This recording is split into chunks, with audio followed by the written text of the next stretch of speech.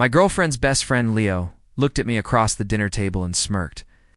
He leaned in towards my girlfriend, Carolyn, and said, "Honestly, you could do way better than him." He didn't even try to whisper it. He wanted me to hear. I looked at Caroline, waiting for her to defend me, to say something. She just gave a nervous little laugh and fiddled with her wine glass, refusing to meet my eyes. That single moment of silence told me everything I needed to know. The drive home was quiet. Carolyn and I had been together for 2 years. The last 6 months, since she'd been laid off from her marketing job, I felt like I was her entire support system. It wasn't just about money, but about effort. I was the one who proofread her resumes, ran mock interviews with her at 1 a.m., cooked dinner every night so she wouldn't have to worry about it, talked her through her anxieties when she was having a hard time. Leo had always been a problem. He saw himself as her protector and saw me as a temporary inconvenience.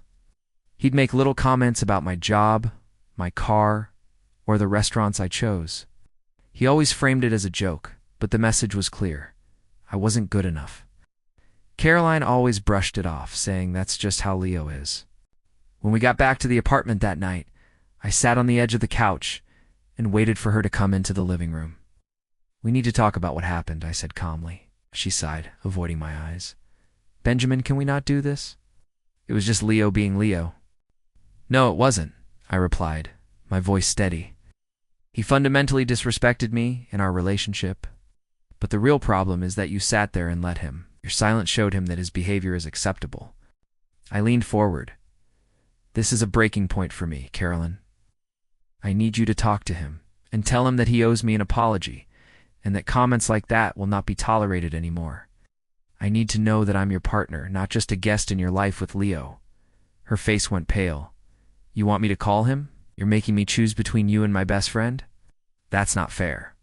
"I'm asking you to choose our relationship," I corrected her. "I'm asking you to set a boundary to protect us." She shook her head, starting to tear up. "You're overreacting. He didn't mean it like that. You can't just call him and attack him." In that moment, she made her choice. She chose to protect his feelings over our partnership.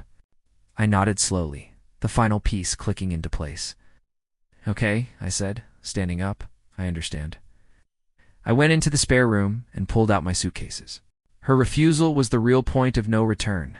It was proof that I would always come second. My decision was now simple and logical. The panic didn't set in for her until a week later. I was gone, and her life's foundation of daily comfort and confidence was gone with me. The breaking point came when she called me from an unknown number. She was sobbing.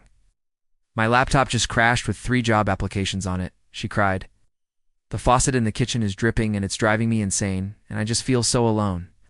I took a deep breath. "Have you called Leo?" I asked calmly. There was silence on the other end. "What does Leo have to do with this?" she finally whispered. "He's the one you chose," I stated matter-of-factly. "I gave you a clear choice, Carolyn. Stand with me or stand with him. You refuse to stand with me? So, is he helping you?